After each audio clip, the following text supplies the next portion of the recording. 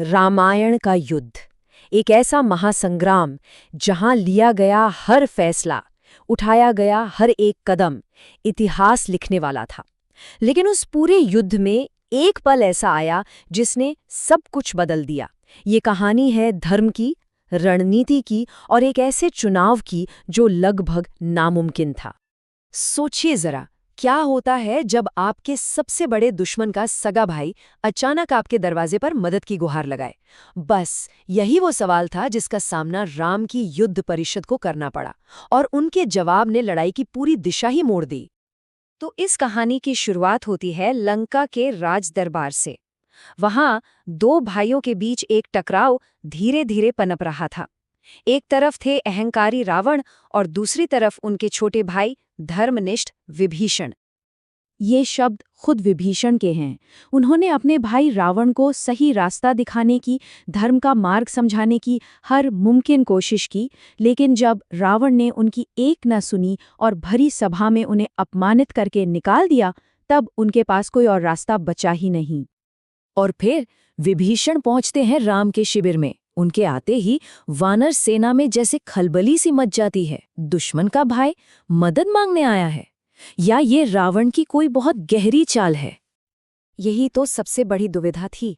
पूरी की पूरी परिषद दो हिस्सों में बट गई। कुछ लोगों का मानना था कि वो 100% रावण का भेजा हुआ जासूस है, और कुछ को उसकी बातों में, उसकी आंखों में सच्चाई दिखाई दे रही थी। और बस राम की युद्ध परिषद में एक जबरदस्त बहस छिड़ जाती है। हर सलाहकार, हर सेनापति इस बिन बुलाए मेहमान के भविष्य का फैसला करने की कोशिश में लग जाता है। और देखिए, तर्क दोनों ही तरफ के बड़े मजबूत थे। एक तरफ सुग्रीव जैसे सेनापति थे जिनका साफ मानना था कि ये एक धोखा है, आखिरकार राक्षसों पर भरोसा कैसे किया जा सकता है। लेकिन दूसरी तरफ थे हनुमान, जिनकी राय बिल्कुल अलग थी, और वो इसलिए क्योंकि वो विभीषण से लंका में मिल चुके थे। और ये हनुमान का सबसे अहम तर्क था। उन्होंने कहा कि किसी को भी उसके कुल या जाति से नहीं, बल्कि उसके कर्मों से आंकना चाहिए। ये इतनी गहरी बात थी कि उसने पूरी बहस का रुख ही मोड़ दिया। जब हर कोई रणनीति और शक शुबे में उलझा हुआ था, तब राम ने इस पूरी बहस को एक बिल्कुल ही अलग दिशा दे दी। उन्होंने बात रणनीति की नहीं की, बल्कि एक ऐसे नैतिक सिद्धांत की बात की जो उनके लिए अटूट था। ये सिद्धांत है शरणागति।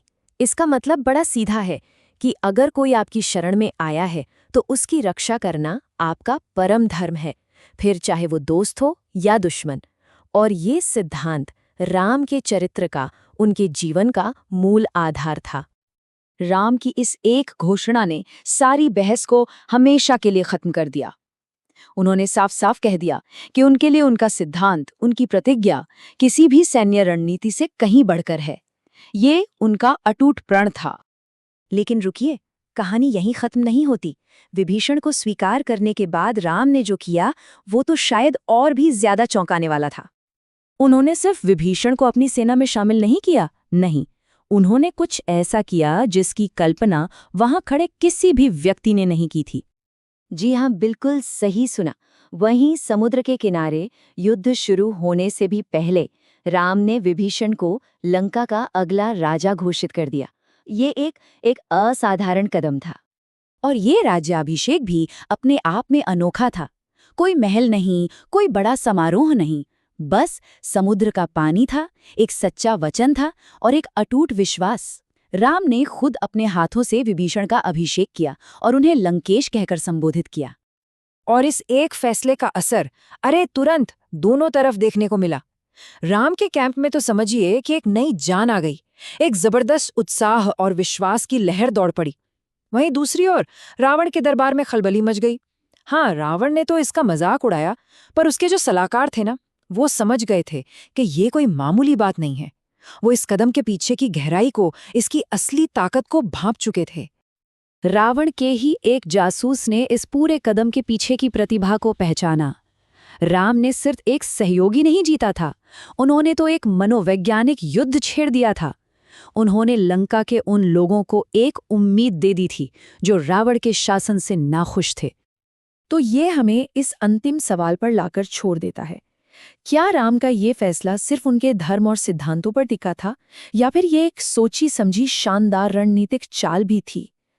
शायद शायद सच्चाई इन दोनों के बीच में कहीं है, और यही बात इस कहानी को इतना शक्तिशाली बनाती है।